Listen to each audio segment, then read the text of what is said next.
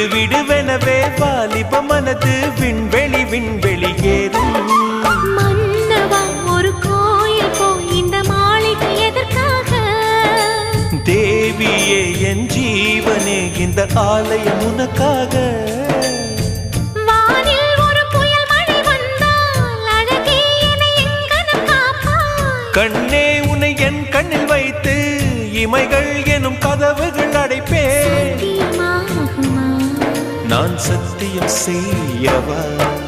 தொடு தொடுவெனவே வானவில் என்னை தூரத்தில் அழைக்கின்ற நேரம்.